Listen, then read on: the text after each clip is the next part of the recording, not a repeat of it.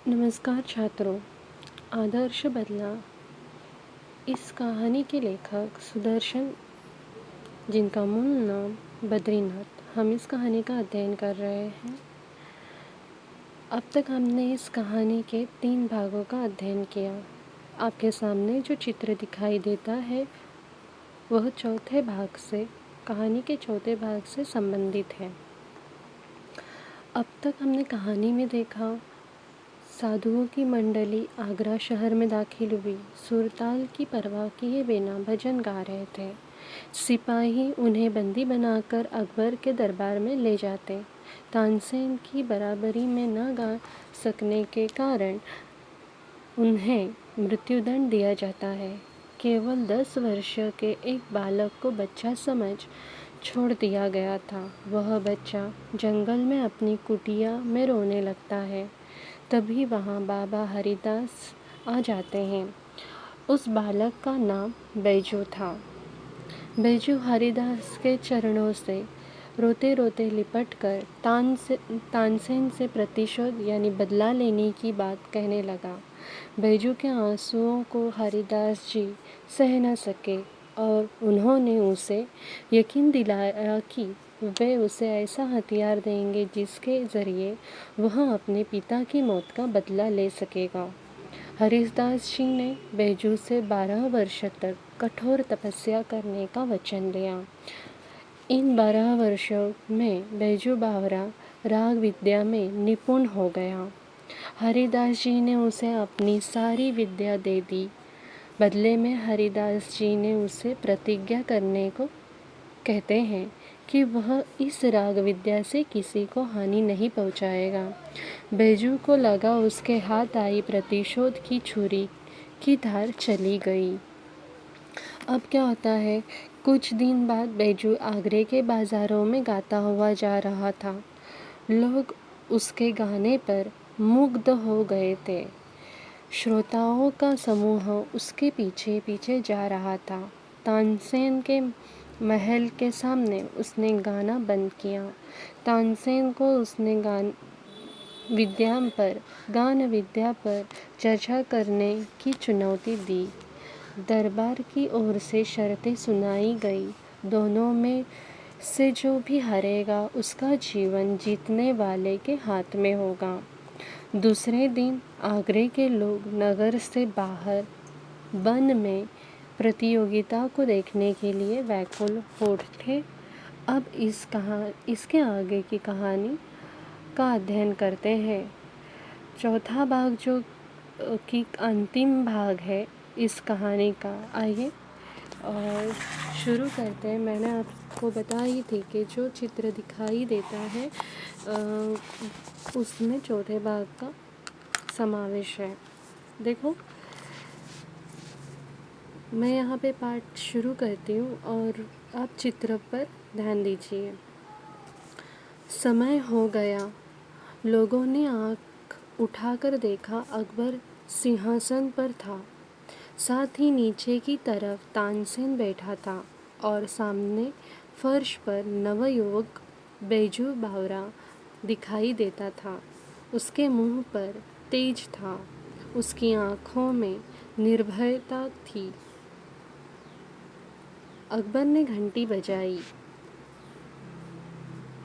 और तानसेन ने कुछ सवाल संगीत विद्या के संबंध में बैजू बावरा से पूछा।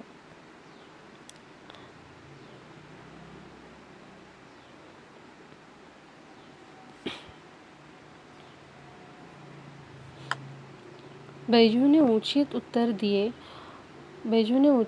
दिए और लोगों ने हर्ष से तालियां पीट दी। हर मुंह से जय जय जय हो बलिहारी बलिहारी की ध्वनि निकलने लगी। अब यहाँ पर क्या है, बलिहारी का अर्थ है कुर्बान, निछावर होना। इसके बाद बैजू बावरा ने सितार हाथ में ली और अब उसके पर्दों को हिलाया तो जनता ब्रह्मानंद में लीन हो गई।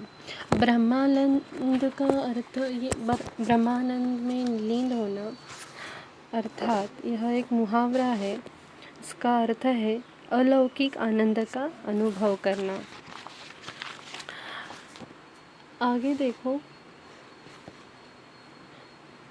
पेड़ों के पत्ते तक निशब्द हो गए। पेड़ों के पत्ते निशब्द हो गए। निशब्द का अर्थ है मौन होना। वायु रुक गई। सुनने वाले मंत्रमुग्ध सुधिहीन हुए, सिर हिलाने लगे। मतलब सुधिहीन का अर्थ है होश खोना। बैजू बावरे की अंगुलियां सितार पर दौड़ रही थी। उन तारों पर राग विद्या निछावर हो रही थी और लोगों के मन उछल रहे थे, झूम रहे थे, थिरक रहे थे। ऐसा लगता था कि सारे विश्व की मस्ती वहीं आ गई। अब जब बैजू ने सितार को छेड़ा, तब जो वहाँ पे एक अलग माहौल तैयार हुआ, उस माहौल का यहाँ पे क्या किया गया, चित्रण किया गया है। लोगों ने देखा और हैरान रह गए। कुछ हरिण छलांगे मारते हुए आए और बैजू बावरा के पास खड़े हो गए। बैजू बावरा सितार बजा रहा था। बजाता रहा। अब यहाँ पे देखो, चित्र में आपको स्पष्ट होगा कि जब लोगों ने देखा और हैरान हो गए कि कुछ हरिण जो बैजू के पीछे खड़े हो गए हैं, वहाँ का वर्णन बताया गया है इस चित्र में। बैजू बावरा सितार बजाता रहा और बजाता रहा। वे हरिण सुनते रहे और दर्शक यह असाधारण दृश्य देखते रहे। अब आगे देखो, हरिण मस्त और बेसुध थे। अब इस चित्र में दिखाई दे रहा है जो बैजू के पीछे आकर खड़े हुए हैं। हरिण मस्त और बेसुध थे। बेसुध यानी जिसको सुध की परवाह ना हो, बेहोश या होश गवाए। बैजू बावरा ने सितार हाथ से रख दी और अपने गले से फूल मालाएं उतार कर उन्हें पहना दी। जो भी बैजू बावरे के हाथ में जो फूल मालाएं थी, उन्होंने क्या किया, हिरन को पहना दिए। फूलों के स्पर्श से हरिणों को सुध आई और वे चौकड़ी भरते हुए गायब हो गए। मतलब जैसे ही उसके गाने का जो माया थी वो बंद हो गई और उन्हें फूलों की जिस तरह से खुशबू आ गई, वो होश में आते ही वहाँ से भाग पड़े। बैजू ने कहा, तानसेन, मेरी फूल मालाएं यहाँ मंगवा दे। मैं तब जानूं कि आप राग विद्या जानते हैं। अब जो बैजू ने जिन हरिणों को जो मालाएं पहनाई हुई थी, उन मालाओं को बैजू अपने पास लाना चाहता है। तो ये जो राग विद्या की जो चर्चा चल रही थी, जो स्पर्धा चल रही थी, वो इस तरह थी। अब तानसेन को उन मालाओं को वापस लाना था बैजू के पास। अब देखते हैं आगे क्या होता है। तानसेन सितार हाथ में लेकर उसे अपनी पूर्ण प्रवीणता के साथ बजाने लगा। अब तानसेन की बारी होती है। जब प्रश्न उसे दिया जाता है, जब चर्चा की चुनौती दी जाती है कि वो मालाएं मुझे चाहिए, तब तानसेन क्या सितार हाथ में लेकर प्रवीणता का अर्थ होता है निपुणता, कौशल के साथ वो सितार जो है वो बजाने लगते हैं। ऐसी अच्छी सितार, ऐसी एकाग्रता के साथ उसने अपने जीवन भर में कभी न बजाई थी। सितार के साथ वह अब सितार बन गया और पसीना पसीना हो गया। उसको अपने तन की सुध न थी और सितार के बिना संसार में उसके लिए कुछ न था। आज उसने वह बजाया जो कभी न बजाया था। आज उसने वह बजाया जो कभी न बजा सकता था। यह सितार की बाजी न थी, यह जीवन और मृत्यु की बाजी थी। बिल्कुल यहाँ पे कहा गया था, शर्तें भी यही थी, जो हार जाएगा या जो जीत जाएगा उसके हाथ में हारने वाले का जीवन होगा। तो यहाँ पे अपने अपने जीवन को बचाने का एक तरीका था, जो तानसेन कभी भी हारना नहीं जानता था, बस वो लोगों को मारना चाहता था। जो उसकी बराबरी ना कर सके उन्हें वह मृत्युदंड दे देता था, जिसकी वजह से अब उसके जीवन पे आ पड़ी है। आज तक उसने अनाड़ी देखे थे, आज उसके सामने एक उस्ताद बैठा था। कितना ऊंचा, कितना गहरा, कितना महान। आज वह अपनी पूरी कला दिखा देना चाहता था। आज वह किसी तरह भी जीतना चाहता था। आज वह किसी भी तरह जीते रहना चाहता था। अर्थात वो जीतना भी चाहता था और जीते रहना यानी जीवंत रहना चाहता था। बहुत समय बीत गया, सितार बजती रही, अंगुलियां दुखने लगी, मगर लोगों ने आज तानसेन को पसंद न किया। उन्होंने तानसेन का जो बजाना था, जो सितार को छेड़ना था, वो पसंद नहीं आया। सूरज और जुगनू एक मुकाबला ही क्या, मतलब यहाँ पे दोनों को एक तरह की उपमा दी गई है कि सूरज और जुगनू का मुकाबला ही क्या। आज से पहले उन्होंने जुगनू देखे थे, अर्थात यहाँ पे जुगनू इसे कहा गया है, तानसेन जी को कहा गया है। आज उन्होंने सूरज देख लिया अर्थात बैजू का जो बजाने का जो तरीका था, जो निपुणता थी, जो प्रवीणता थी, वो तरीका उन्होंने देख लिया था। बहुत चेष्टा करने पर भी जब कोई हरिण न आया तो तानसेन की आंखों के सामने मौत नाचने लगी, क्योंकि उसे एक चुनौती ही दी गई थी बैजू की तरफ से कि अगर कोई जो मैंने मालाएं दी है, फूलों की मालाएं जो हरिण को पिनाई हुई है, वो मुझे लौटा दो तो मैं आपको मान जाऊंगा कि आपको राग विद्या की जानकारी है। अब उसे अपना जो मौत है, जो उसकी हार है, वो उसे दिखाई देने लगती है। देह यानी पूरा शरीर पसीना पसीना हो गई। लज्जा ने मुखमंडल लाल कर दिया था। मुखमंडल यानी चेहरा, मुखमंडल लाल कर दिया था। आखिर खिसियाना होकर बोला। खिसियाना यानी अप्रसन्नता से, नाराज़ होकर तानसेन बोलता है, वे हरिण अचानक इधर आ निकले थे, राग की तासीर से न आए थे। तासीर का अर्थ होता है प्रभाव। जो राग यानी भजन, और जो उन्होंने सितार के ज़रिए भजन की शुरुआत की थी, उससे वो तासीर होकर नहीं आए थे, बल्कि वह इधर ही आने के लिए निकले थे। इस तरह तानसेन अपनी हार को जीत में बदलने की कोशिश करता है।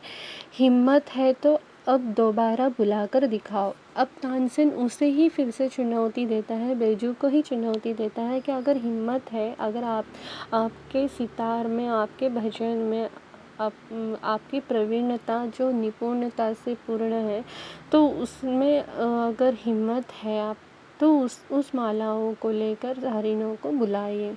तो बैजू बावरा मुस्कुराया और धीरे से बोला, बहुत अच्छा, दोबारा बुलाकर दिखाता हूँ। यह कहकर उसने फिर सितार पकड़ी एक बार फिर संगीत लहरी वायुमंडल में लहराने लगी। वायुमंडल हवाओं में चारों तरफ उसकी जो लहरें थी हवाओं की, उस संगीत लहरी में घूमने लगी। फिर सुनने वाले संगीत सागर के तरंगों में डूबने लगे। हरिण बैजू बावरा के पास फिर आए। वे ही हरिण जिनकी गर्दन में फूलमालाएं पड़ी हुई थी। जैसे उसने सितार को छेड़ा तो वो जो हरिण जो थे जिनको बैजू ने फूलमालाएं पहनाई हुई थी, वही लौट आए, उसी के पीछे आकर खड़े हो गए।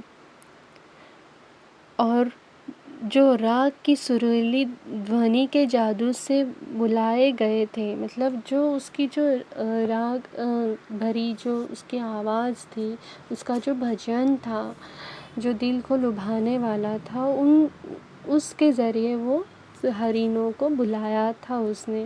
बैजू बावरा ने मालाएं उतार ली और हरिण कूदते हुए जिधर से आए थे उधर वो को चले गए। देखो यहाँ पे प्रकृति का कितना सुंदर में चित्रण किया गया है कि बैजू की आवाज़ में वह जादू था, वह करिश्मा था कि जानवर भी उसके सामने मंत्रमुग्ध हो जाते थे, मुग्ध हो जाते थे, मोहित हो जाते थे। जहाँ भी रहते थे वहीं से वह आ जाते थे। आगे देखिए, अकबर का तानसेन के साथ अगाध प्रेम था। आघात का अर्थ होता है अपार। उसकी मृत्यु निकट दिखी तो उनका कंठ भर आया। कंठ भर आना यह एक मुहावरा है जिसका अर्थ है भावुक हो जाना। परंतु प्रतिज्ञा हो चुकी थी, मतलब जो शर्तें थी और जो शर्तें जो थी वो लागू हो चुकी थी। वे विवश होकर उठे और संक्षेप में निर्णय सुना दिया। बैजू बावरा जीत गया जिसने तानसेन को हरा दिया था। अब तानसेन की जान बैजू बावरा के हाथ में थी।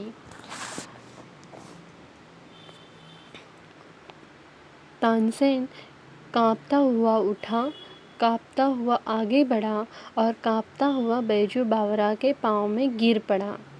वह जिसने अपने जीवन में किसी पर दया न की थी, इस समय दया के लिए गिड़गिड़ा रहा था और कह रहा था, मेरे प्राण ना लो। देखो यहाँ पे किस तरह से माहौल बन जाता है कि जिसने बैजू जो होता है, जिसके जो 10 वर्ष की आयु में ही अपने पिता को खो देता है, राग विद्या में निपुण न होने के कारण उसके पिता की मृत्यु हो जाती है। और वह मृत्यु का दंड देने वाला जो होता है वह कौन होता है, तो तानसेन होता है। आज उसी का मुकाबला कर उसे राग विद्या में हरा कर तानसेन का जीवन बैजू के हाथ में दिखाई देता है। वह अपने प्राणों की रक्षा के लिए उसके पैरों पर गिड़गिड़ाता है, उसके सामने गिड़गिड़ाता है। बैजू बावरा ने कहा, मुझे तुम्हारे प्राण लेने की चाह नहीं है। तुम इस निष्ठुर नियम को उड़वा दो कि जो कोई आग्रह की सीमाओं के अंदर गाए, अगर तानसेन के जोड़ का न हो तो मरवा दिया जाए। निष्ठुर नियम मतलब एकदम कठोर नियम, निर्दय, जिसमें दया ना हो, ऐसा निर्दय नियम जो था कि जो तानसेन की बराबरी में ना गा सके उसे मृत्यु दंड दो, ये नियम इस नगर से हटा दो, ऐसे बैजू कहता है। अकबर ने अधीर होकर कहा, क्योंकि जो तानसेन था वह उसका करीबी था, क्योंकि उसका अपार प्रेम था। तानसेन पर अकबर का क्या था, अपार प्रेम था, वो उसे खोना नहीं चाहता था। तो यह अकबर ने अधीर होकर कहा, यह नियम अभी इसी क्षण से उड़ा दिया गया। तानसेन बैजू बावरा के चरणों में गिर गया और दीनता से कहने लगा, मैं यह उपकार जीवन भर न भूलूंगा।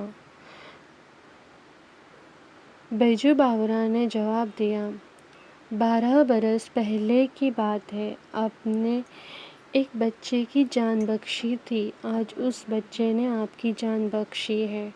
तानसेन हैरान होकर देखने लगा, फिर थोड़ी देर बाद उसे पुरानी एक भूली हुई एक धुंधली सी बात याद आ गई।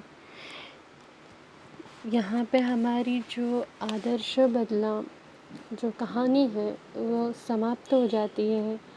मतलब देखो कि किस तरह से उसने अपने बैजू जो उसके जो गुरु थे हरिदास जी, बाबा हरिदास जी, उनके वचन को भी उसने ठेस नहीं पहुंचाई और उसे जो प्रतिशोध लेना था वो भी उसने ले लिया। मतलब सांप भी ना मरे और लाठी भी ना टूटे, इस अंदाज से उसने